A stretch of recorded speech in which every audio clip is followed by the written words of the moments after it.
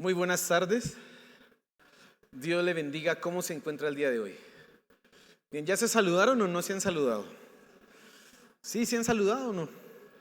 Con otro que no haya venido. Sí, ya le dijo buenas tardes. No le va a decir buenos días como dijo Fanny, no. Buenas tardes. Eso, salúdense, salúdese. Salude a otra persona, dígale buenas tardes, Dios le bendiga, ¿cómo está?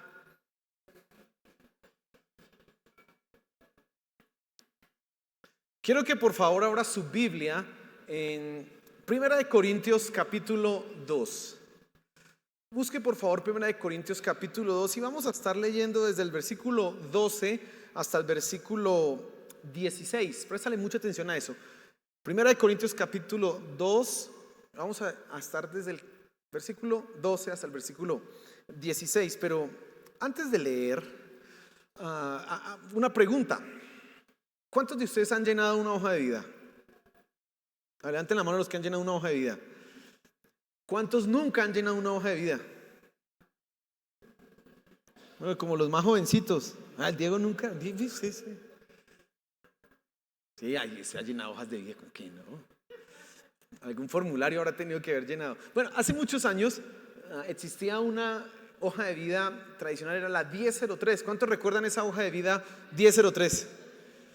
Eso era más enredada y eso, Dios mío, y si usted se equivocaba, vaya y compre otra bichita de esas. Pero actualmente ya no hay esa clase de hojas de vida. Hoy hay unos formatos mucho más bonitos, mucho más organizados, y casi que en una sola hoja, en una sola página, se resume lo importante de lo que tú le estás ofreciendo a tu empleador. Hoy día estamos en un mundo que se maneja las competencias. No sé si usted sabe qué son las competencias, pero a nivel educativo, cuando se habla de competencias, se está hablando de un saber hacer en un contexto determinado. Una persona que es competente es una persona que sabe hacer algo en un contexto particular. Y hoy día lo que se busca es eso. Entonces se buscan competencias pues laborales, que tenga una experticia, que esté entrenado, que tenga la capacidad, que tenga la experiencia. Por eso tú vas a colocar ahí tu experiencia. Pero también en nuestros tiempos son muy importantes las habilidades comportamentales o las habilidades del siglo XXI, que tienen que ver con ya no cosas de experiencia o de estudio, sino que, por ejemplo, los empleadores buscar a una persona que sea proactiva. No sé si usted sabe qué significa ese término, pero implica que no necesita usted que lo manden para hacer algo, que usted mismo, si encuentra el problema, lo soluciona, o que usted mismo está en búsqueda de esas circunstancias, situaciones que no están funcionando bien para arreglarlas. Se busca que usted sea una persona autocrítica, que tenga la capacidad de evaluarse. Se busca que usted sea una persona que sepa trabajar en equipo, que tenga excelentes habilidades comunicativas. Eso busca una empresa hoy. Y entonces en las hojas de vida contemporáneas usted va a encontrar algunas muy bonitas, muy organizadas, en donde te van a decir, bueno, mi nombre es tal y yo soy excelente trabajando en equipo, soy una persona proactiva, mi formación profesional, y bueno, y usted empieza a decir y como que a mostrar lo que usted tiene.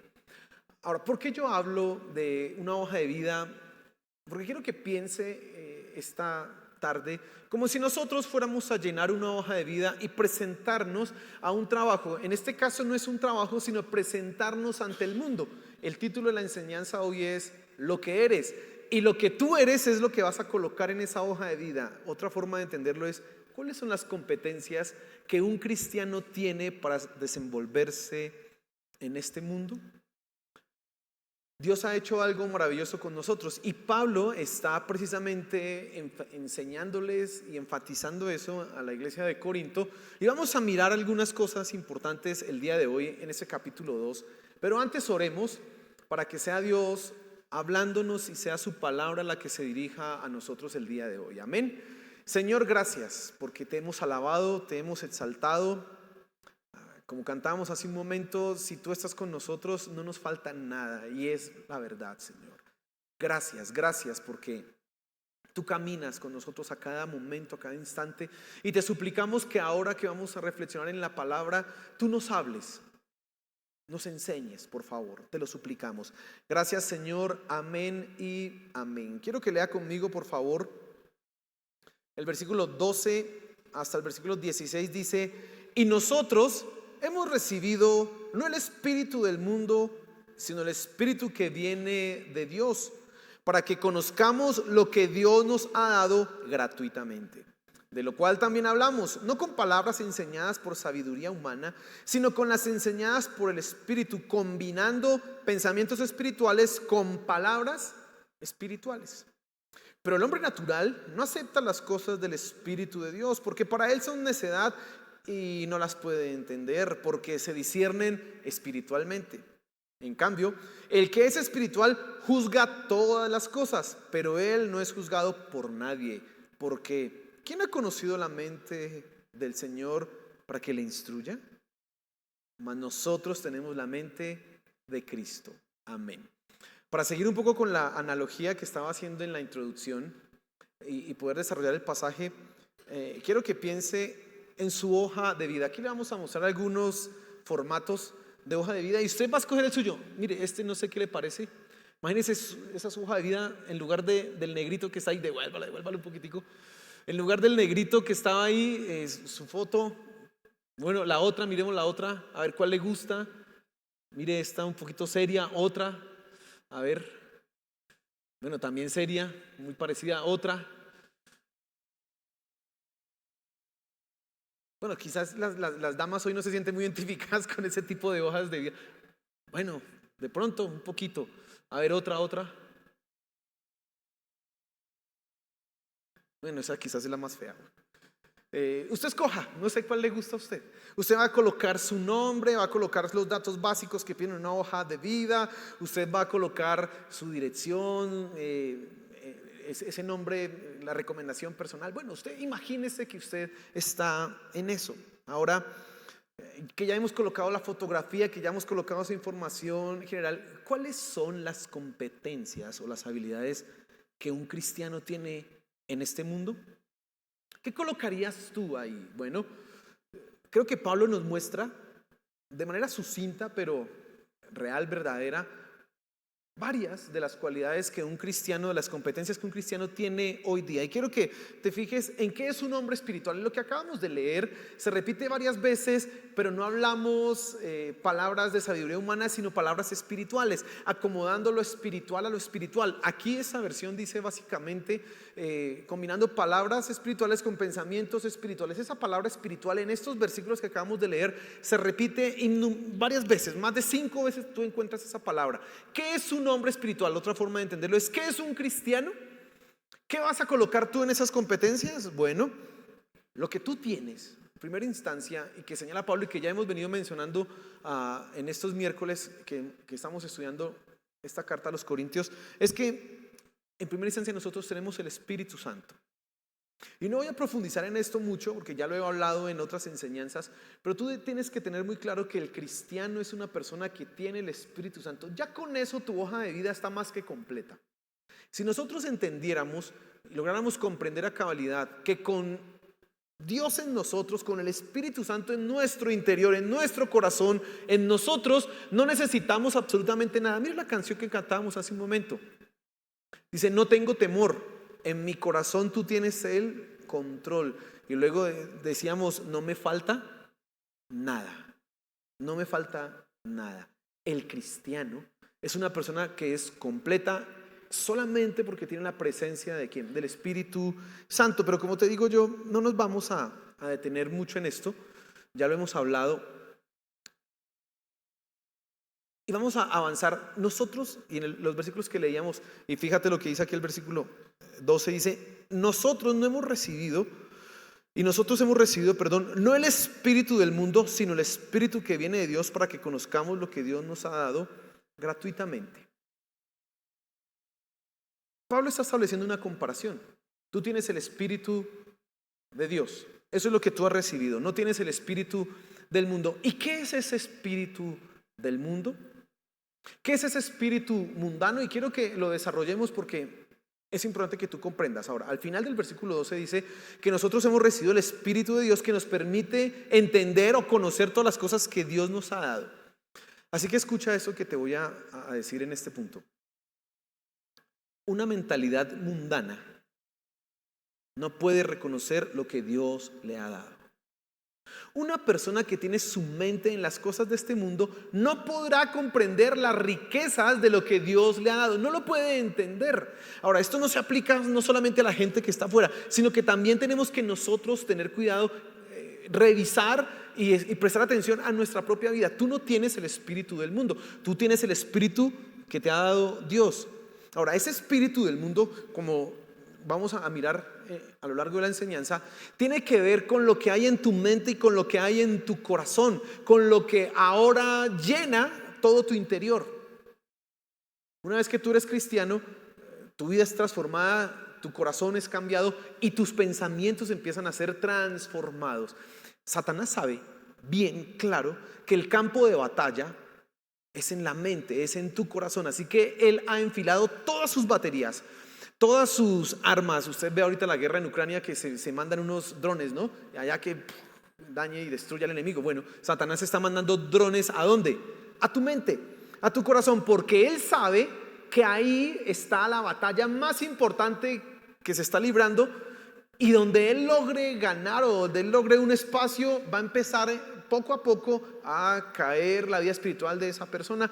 Y quiero que tú comprendas eso. Mira, es increíble cómo el evangelio, el cristianismo, lo que nosotros leemos en la Biblia, tiene para el cristiano muchas riquezas. Pero es que es increíble. Si tú miras nomás, pensemos, aquí tengámoslo como presente un poco, por ejemplo, lo que dice el Salmo 1, el versículo 3 específicamente. Será como árbol plantado junto a corrientes de aguas, que da su fruto a su tiempo y su hoja no cae, y todo lo que hace prosperará. Imagínense ese versículo. Todo lo que hace prosperará. Será como un árbol. Esa imagen, ahí el salmista está teniendo una imagen, un árbol frondoso, no hay sequía, está al lado de un río, en todo tiempo hay fruto, su hoja está verde, no se cae, no hay resequedad, no hay por ningún lado síntomas o muestras de erosión. Eso son tremendas bendiciones. Dice, y todo lo que hace prosperará. Otra versión dice, y en todo lo que hace tendrá éxito. Lo mismo tú lo encuentras también en Josué, en el capítulo 8. Dice, nunca se apartará de tu boca este libro de la ley, sino que de día y de noche meditarás en él, para que guardes y hagas conforme a todo lo que está escrito, porque entonces harás prosperar tu camino y todo te saldrá bien, o tendrás éxito. Y la pregunta, a mí esto me impresiona tanto, que yo sé que usted ya lo ha escuchado muchas veces aquí en mis labios, en este púlpito, es: ¿y por qué no todos lo logran experimentar? ¿Por qué no todos pueden tener éxito en todo lo que hacen? Porque hay algunos que uno les puede decir es refisal, de malas en todo. ¿Pero por qué? Bueno, mi hermano, por una sencilla razón: la mentalidad, la mente, la batalla que hay aquí. El no poder reconocer las riquezas en Dios, el no poder entender cómo discernir las cosas, empieza por lo que hay en tu mente. Y algo de lo que tú tienes que cuidarte es precisamente eso, del espíritu del mundo. Ahora, cuando yo digo el espíritu mundano, no estoy hablando de un espíritu pecaminoso de manera directa, no, sino un espíritu que más bien se manifiesta en que está alejado de la línea de Dios, de los planes de Dios, de la voluntad de Dios. Obviamente eso lo lleva a cometer pecado, pero no se manifiesta inicialmente como algo pecaminoso. Te voy a dar un ejemplo para que tú lo comprendas. Y es algo de una vez de lo que tú y yo tendremos que cuidarnos. Y es el proceso de decadencia que tienes tú que evitar. Distracciones. Hay distracciones que en sí mismas no son pecaminosas. Distracciones que tú puedes disfrutar. Distracciones en las que todos nosotros podemos en algún momento tener gozo, deleitarnos, pero que, ahí es donde viene el problema, no se pueden convertir en vicios, no se pueden convertir en una esclavitud para mí. Porque ¿qué pasa cuando una distracción se convierte en un vicio? Que mi mentalidad empieza a convertirse en la mentalidad del mundo, no en la mentalidad de Dios. Entonces tú empiezas una película. Hay muy buenas películas. Estos días vi una película por allá que se llama Una vida. Y entonces es la historia de un hombre, de un británico que salvó 670 niños por allá en la Segunda Guerra Mundial. ¿Esos niños de dónde eran? La República Checa, creo. Sí, de la República Checa. Y los libró y él hizo ahí todo el trabajo y eso es una muy buena película. Tú lo puedes ver, lo puedes disfrutar. Pero en el momento en que tú haces que eso se convierta en un vicio, es decir, que no ves una película al día, sino que estás viendo 3, 4, 5 y además lo haces todos los días de la semana, lo que era una distracción ahora se va a convertir en una mentalidad mundana. Y una vez que tú ya empieces en ese camino, viene la tercera parte, que es ya tienes una mentalidad secular, una mentalidad mundana. ¿Qué es eso de una mentalidad secular? Bueno, que tú ya no piensas en categorías bíblicas, que tú ya no piensas conforme a la voluntad de Dios, sino que tú piensas conforme al estándar de lo que te dice el mundo. Vuelvo a reiterar, no necesariamente estoy hablando de un pecado directamente, pero sí estoy hablando de una actitud que aleja a Dios de todo lo que soy, de todo lo que es mi vida. Te voy a hacer una pregunta para que te evalúes. Piensa en esta semana. Estamos a miércoles, lunes, martes, miércoles. El tiempo que has invertido en las distracciones, en tus distracciones. Piensa. Trata de sumarlo. Si es una película, si te gusta jugar en el... ahorita está el Nintendo Switch de moda, entonces el Nintendo Switch, o si tienes un Play, o si eres de los que juegan en PC, piensa en todas esas cosas. Un partido de fútbol que viste, una serie, piensa en esas distracciones. Ya tienes más o menos un número, ¿cierto? En el celular aparece algo que es el tiempo en pantalla, un estándar. Ahí usted le puede decir, esta semana pasó, no sé, 5, 6, 10 horas, no sé. Piensa un poquito en eso. Y ahora contrástelo con el tiempo que ha pasado leyendo la Biblia y orando. Contrástelo. La suma y la resta, la diferencia que hay entre ese tiempo, determina tú qué tan espiritual eres o qué tan mundano eres. Vuelvo a decir, eso no significa que estés cometiendo pecados directamente como, no, pues homicida o algo así, no, pero ya eres más mundano, porque ahora no piensas en categorías bíblicas, sino que estás pensando en categorías seculares. Ahora, como estamos hablando de una hoja de vida, de lo que yo soy, el cristiano precisamente no puede tener una mentalidad mundana, por eso tú tienes que cuidarte de ese proceso de decadencia, tienes que colocar límites a las cosas. Usted ya sabe, yo le he confesado, a mí me encantan las películas. Si por mi carne fuera, yo me la pasaría viendo unas 4 películas diarias, sin ningún problema, eso no me canso, hasta las repito, hasta las malas me las vuelvo a ver. No tengo tanto problema con eso, me gusta, pero yo sé que eso no me conviene, así que ¿qué toca hacer? Colocarle límites. A ti te gustan los juegos de video, muy bien. Ay, pero es que pastor, mire, yo aquí no hablo con nadie, no sé qué, pero ese juego de video no fue hecho por Dios y te va a llevar a pensar como piensa el mundo.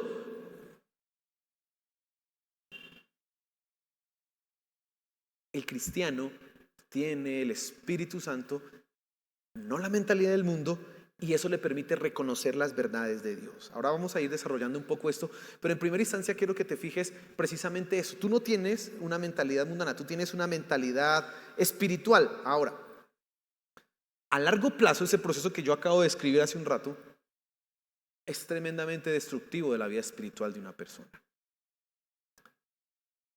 Si cada año, cada mes, cada año, cada quinquenio, cada década que va pasando, siempre la diferencia entre el tiempo que paso en distracciones es mayor al tiempo que paso en la palabra de Dios, a largo plazo tú vas a estar decayendo espiritualmente. Y mira, hermano, quizás esa es la razón por la que tu vida no está donde debiera estar.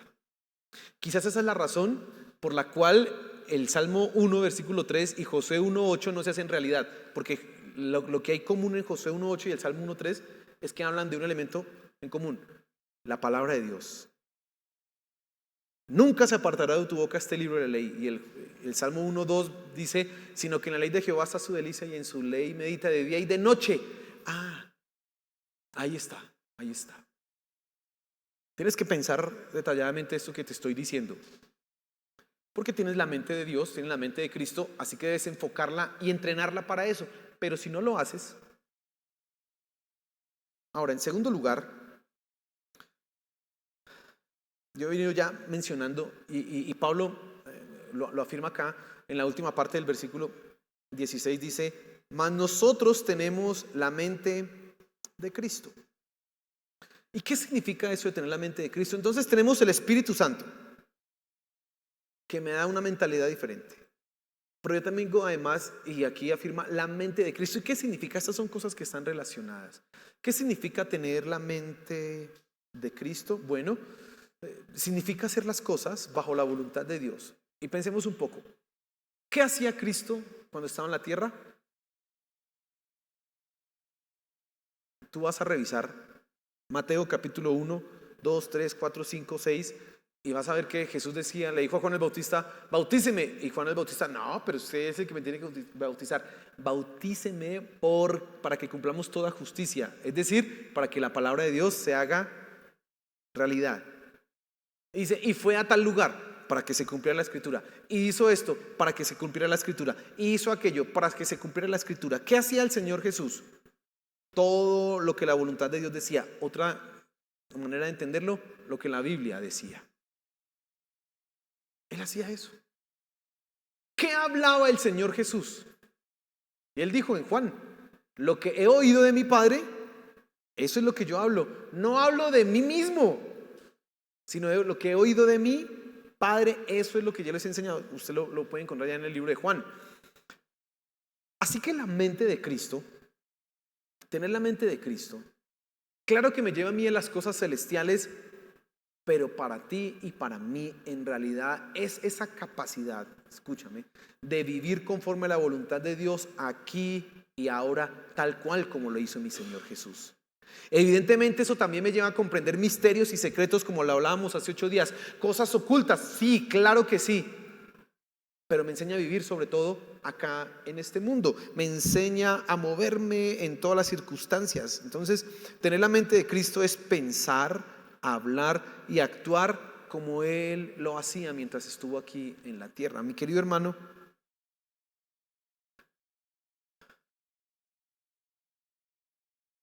tú y yo estamos llamados a evidenciar en nuestra vida, en nuestras decisiones, en cómo hablamos, en cómo nos comportamos, aquello que Dios nos ha dado. Estamos llamados. Y Pablo está precisamente enfocado en ese asunto. Ustedes tienen el Espíritu Santo, no tienen el Espíritu del mundo, por eso cuídense de eso. Y tienen además la mente de Cristo. Ahora, ¿cómo es que tenemos la mente de Cristo? La respuesta es muy sencilla. Por el Espíritu Santo.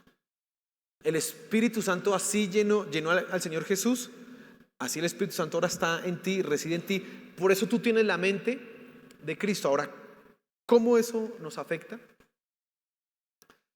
Bueno, mi querido hermano, primero en la forma en que tú hablas.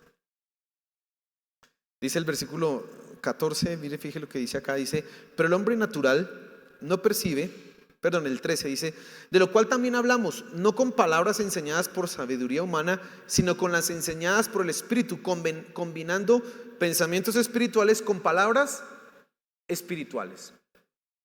Tener el Espíritu Santo en tu vida, tener la mente de Cristo, afecta la manera en que tú hablas.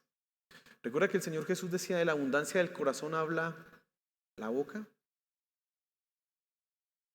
Una de las formas en que tú y yo sabemos qué tan mundanos o qué tan cristianos somos es cómo hablamos. Pablo le dice a los Efesios en el capítulo 5, hablen entre ustedes con himnos, con salmos, con cánticos espirituales. Ahora, ¿qué significa hablar con palabras espirituales? Evidentemente no es hablar en lenguas.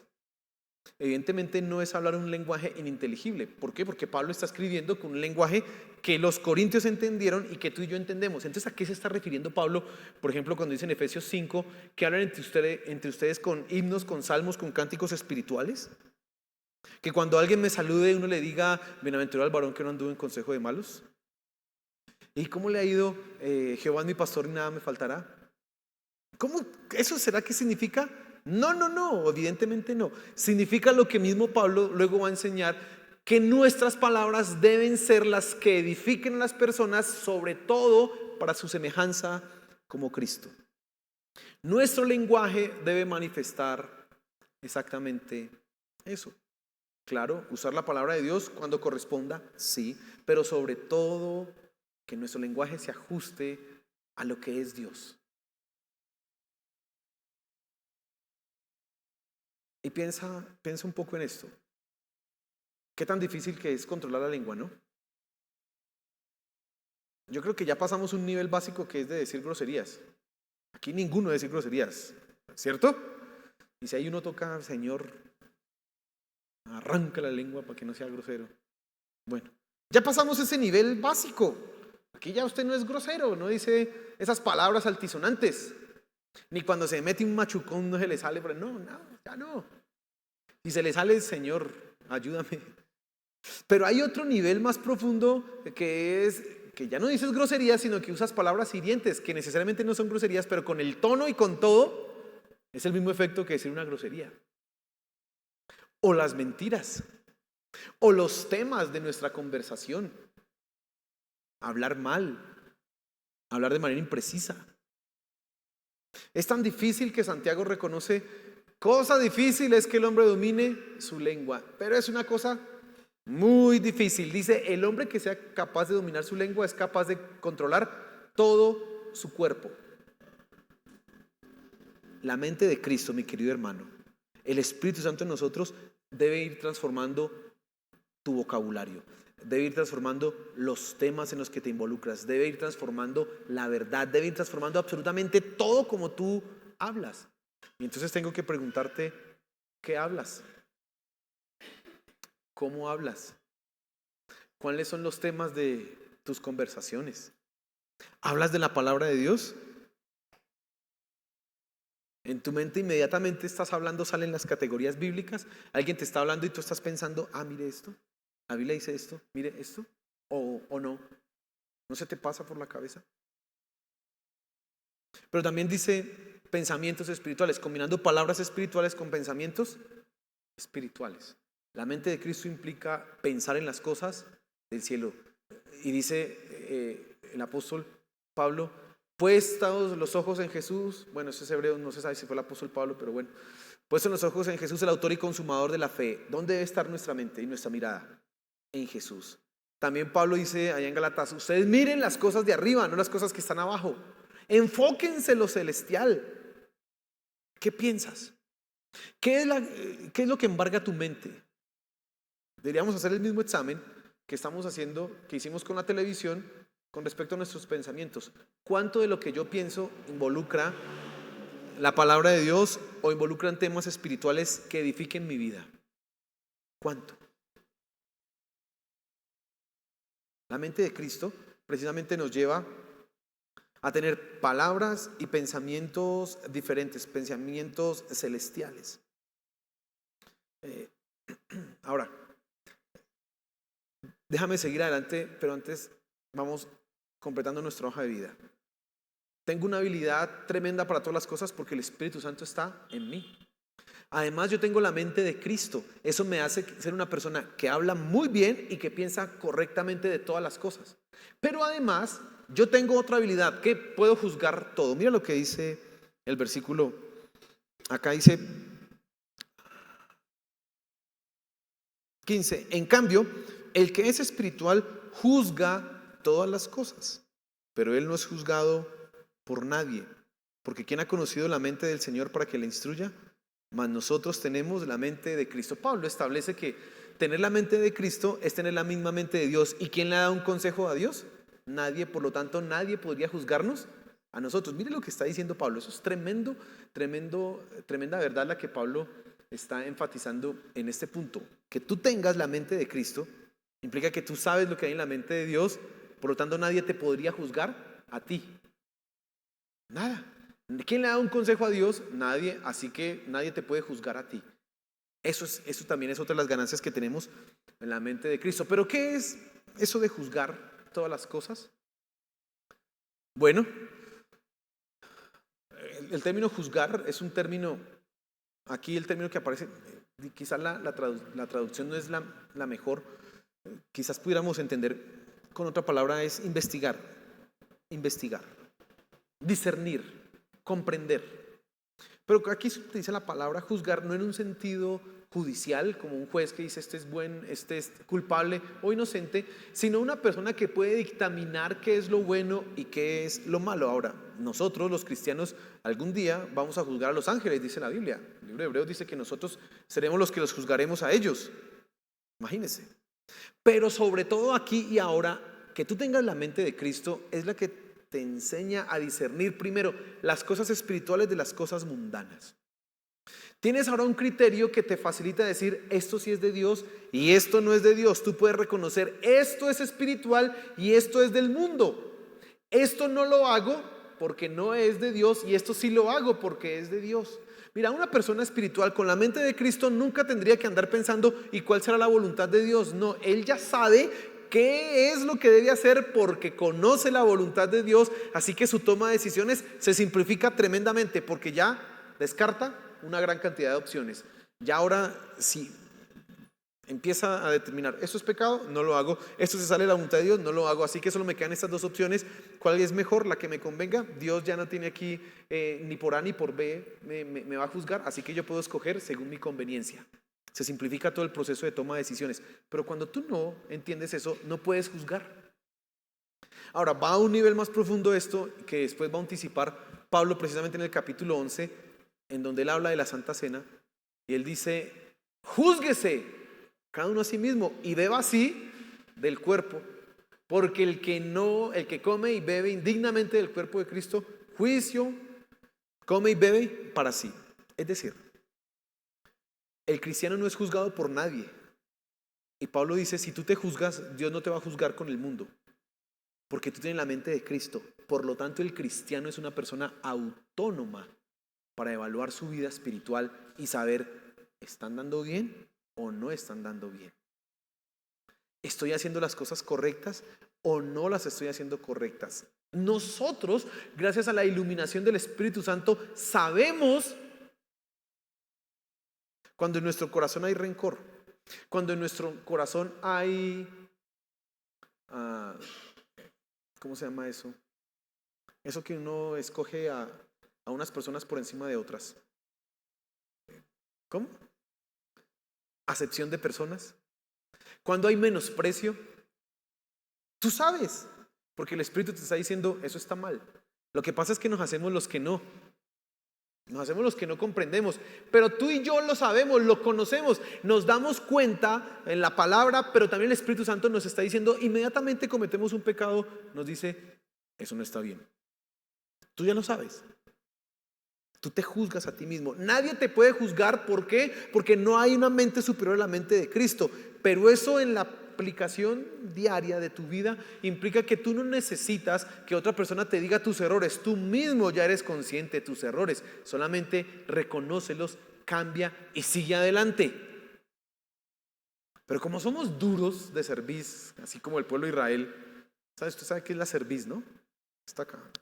Somos duros de cuello.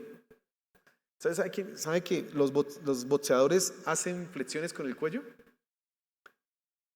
Sí, por eso ellos tienen acá esto acá, pero grueso. ¿Y sabe por qué hacen esas flexiones? Precisamente para que cuando les den un golpe no los muevan tan fácil. El objetivo es que menos sea más difícil noquearlo. Entonces ellos fortalecen esto tremendamente. Y hay cristianos que tienen eso fortalecido tremendamente. Y Dios les dice, haz esto, o Dios les revela a su interior, eso está mal, y ellos están así como Mike Tyson. Aquí sos una cosa así, duros, cámbialo. Así duro, pero dóblalo. No resistas, humíllate, arrepiéntete. Ahí está. Por eso nos toca, Dios ha usado otras ayudas que es precisamente la iglesia, donde tú escuchas enseñanzas, donde tú eres instruido y lo que ya te dijo el Espíritu Santo antes, que tú ya viste en la Biblia antes, ahora te lo van a repetir en público. O quizás si no entiendes te van a llamar la atención y te van a decir, así como están dando, es pecado, no lo hagas. Pero el cristiano tiene esa capacidad de juzgar todas las cosas por sí mismo. Él puede evaluar, él puede determinar, esto que voy a hacer hoy, ¿me conviene o no me conviene? Señor, que baje un ángel. Mire, la última vez que apareció en la Biblia la idea de la suerte, fue en el libro de Hechos, en el capítulo 2. En el capítulo 2 del libro de Hechos, usted sabe, Judas murió, se ahorcó, y ellos tenían que quedar otra vez 12. Y entonces los discípulos se reunieron y habían dos opcionados. Uno era Matías y otro, no me acuerdo cómo se llama el otro. Que están ahí entre uno, no podían ser 13, tenían que ser 12. Así que dijeron los discípulos: bueno, Señor, vamos a echar suertes entre ellos dos y el que caiga, pues tú lo escogiste. No sé si tiraron si cae César es del diablo, si cae, no sé cómo sería, o pajitas. Pero en esa determinación, el que saliera era la voluntad de Dios. Así se hacía. El Urim y el Tumim, no se sabe exactamente qué eran, pero también eran objetos que permitían al sacerdote conocer la voluntad de Dios. Ya no es así. ¿Cómo conoces hoy la voluntad de Dios? Tienes la mente de Cristo, tienes el Espíritu Santo en tu corazón. Así que la toma de decisiones ya no es: ay, Señor, ¿será que hago esto o aquello? Que baje un ángel o me diga: bueno, Señor, si pongo el dedo aquí hago esto, si pongo timarín de doping. No, eso ya no es así. Tú ya tienes el criterio en tu mente y en tu corazón, la palabra de Dios que te dice: esto es lo que tienes que hacer. Si se ajusta a ese estándar, hazlo. Si no, es pecado. ¿Lo vas comprendiendo? Entonces, en nuestra hoja de vida, querido hermano, Pablo está diciendo que nosotros tenemos unas habilidades impresionantes, tenemos unas competencias, precisamente hoy ya hablan de las competencias del siglo XXI, ¿no? Tenemos unas competencias para la eternidad. Tenemos el Espíritu Santo en nuestro corazón, tenemos la mente de Cristo. Eso nos lleva a hablar en términos espirituales, a entender las cosas espirituales, a juzgar todo lo que sucede en este mundo, lo que voy a hacer, lo que pienso, lo que hablo, a tomar decisiones de manera correcta. La pregunta final es: si eso es lo que es un cristiano, si eso es lo que se supone que tú eres, ¿en qué nivel estás? Usted sabe que cuando uno va a presentar su hoja de vida, entre más experiencia y entre más títulos tenga, mejor. Si usted va y presenta su hoja de vida, y hablando en términos espirituales, mi experiencia es que no he leído la Biblia, pues yo eso de la Trinidad no lo entiendo. Bueno, ya ese es un tema difícil, pero Dios nos ha revelado cosas que por lo menos esas debemos comprenderlas. Yo no entiendo eso de los últimos tiempos. No, yo no entiendo que Jesús se encarnó. Pues yo sé que Él es Dios, pero no entiendo mucho eso. Pues tu hoja de vida queda como mal. Y si en tu experiencia te pregunto cómo te va tú como cristiano: bueno, yo en realidad pues yo sé que el Espíritu está conmigo, pero no tengo paz, no, yo ando más angustiado, no tengo gozo, soy una persona súper amargada, no tengo dominio propio, todas las cosas que se me ocurren las hago, no hay ningún control de mí mismo, no soy una persona amorosa, etcétera. Bueno, y habilidades comunicativas, ¿cuáles tienes tú? No, yo no hablo en términos espirituales, solo hablo unas cosas impías, no, terrible, unas cosas.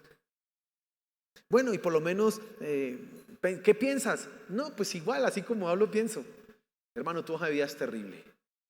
Porque la hoja de vida de un cristiano debe reflejar precisamente eso: lleno del Espíritu Santo, que conoce los misterios más profundos, porque ellos llegan a nosotros, los hijos de Dios. Ahí dice el versículo 12: el Espíritu de Dios es el que hemos recibido para que comprendamos y entendamos lo que Dios nos ha dado gratuitamente. Ahí dice el versículo.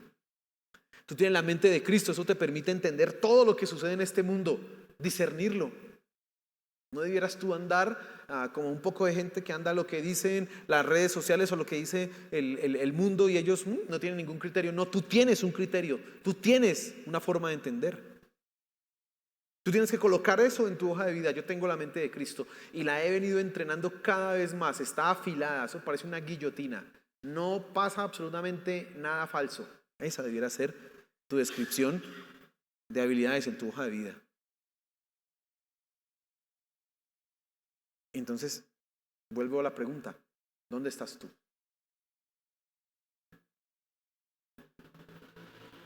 Hoy hablamos del hombre espiritual. En 8 días vamos a hablar del hombre carnal, que Pablo lo menciona en estos versículos, igual. Del hombre natural, dice ahí específicamente. Vamos a hablar de las características de ese. Yo quiero que todos ustedes se parezcan al hombre espiritual, no al hombre natural dentro de 8 días. Toca describirlo, toca entender, porque son dos clases de personas que hay. Unas que entienden todo lo que Dios les ha dado, que viven conforme a eso.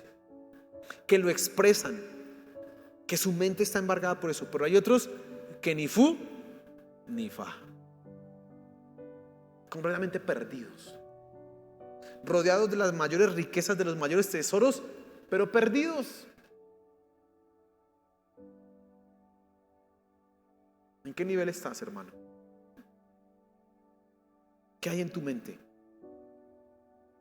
¿Qué hablas? ¿Cómo está tu proceso de toma de decisiones? Eso es lo que tienes que pensar. Señor, gracias por tu palabra el día de hoy. Gracias porque tú nos hablas, nos instruyes, nos enseñas. A cada momento aprendemos cosas. Yo hoy solo puedo alabarte porque definitivamente he recibido todo de ti. Espíritu Santo, me has permitido conocer todas las riquezas, las más impresionantes. Tengo la mente de mi Señor. Puedo hablar correctamente, puedo pensar correctamente, puedo juzgar las cosas correctamente, discernir entre el bien y el mal, avanzar sin miedo al error, sin miedo al fracaso, porque sé que tú estás conmigo. Señor, que esa sea nuestra experiencia, que esa sea nuestra realidad, que nosotros efectivamente, Padre, podamos vivir conforme a esas riquezas que tenemos. Te lo suplico.